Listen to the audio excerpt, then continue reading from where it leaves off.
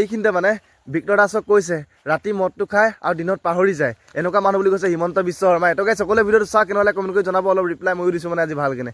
কাক চুমা খায়, তেওঁ খায় বাংলাদেশী মিয়াক চুমা খায়। গতিকে তেওঁৰ লগত আমাৰ কথাটো নিমিলে। তেওঁ সোঁফালে গ'লে আমি বাওঁফালে যাম। সেইটোকে কৈছো যে কোনোবাই ৰাতি কিবা ক'ব, ৰাতিপুৱা কিবা ক'ব, দুপৰীয়া আকৌ কিবা ক'ব। গতিকে বিৰোধী পক্ষৰ দলখিনিৰ ওপৰত আপোনালোকে একো সিদ্ধান্ত ল'ব নোৱাৰে।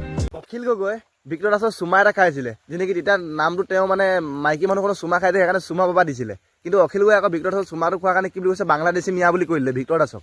আৰে কোনটো বাংলাদেশী, কেনেকৈ বাংলাদেশী হ'ব পাৰে? তেওঁতো অসমত থাকে, অসমত থকা মানুহটো বাংলাদেশী হ'ব পাৰে নেকি? নামে ভিক্টৰ দাস, আপোনাক দেখোন একদম প্ৰতিটো কথাতে ৰ'চে মাৰি থাকে, তথাপি আপুনি লাজ নাপায় নেকি? মাননীয় মুখ্যমন্ত্ৰী মহোদয়, আপোনাৰ মতে মানে চব আপোনাৰ লিখিয়াই হ'ব লাগে মানে, তেতিয়াহে অলপ ভাল লাগে। মানে 2 নম্বৰী ধান্দাটো কৰিব 2 নম্বৰী, তাৰপৰা হ'ব 3 নম্বৰী, এনেকুৱা কথা ন। অখিল ডাঙৰীয়া আৰু ভিক্টৰ দাসে যি কাম কৰিছে ভালে কৰিছে। জুবিন ক্ষেত্ৰতো বনাম বুলি কৈছে, তথাপি আপোনাৰ লিখীয়া নহয় ন। যে জুবিন ক্ষেত্ৰটোত মানে কি কৈছে, আপোনাৰ এই বেনাৰটোতো আপোনাৰ ফটো লগাই দিছে। মানে আপুনি কি জুবিনতকৈ ডাঙৰ হৈ গ'ল নেকি? সেইটো নাভাবিব আকৌ। বেকগ্ৰাউণ্ডত আপোনাৰো বহুত হেৰি আছে, কিন্তু তাৰে মাজত আকৌ তেওঁলোকৰো আছে নহয় আকৌ, সেইটো কাৰণে। আৰু আপুনি কি কৈছে, এইটো কি বাংলাদেশী মিয়া? কেনেকৈ বাংলাদেশী মিয়া? দাড়িটো ইমান দীঘল কৰিলে বুলি কি সি বাংলাদেশী মিয়া হৈ যাব নেকি?